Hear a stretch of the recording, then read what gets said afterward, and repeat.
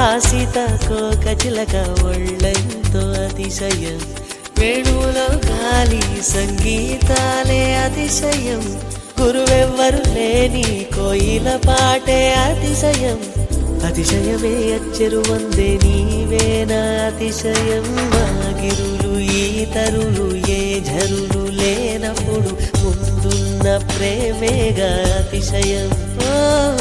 16 ప్రయాణ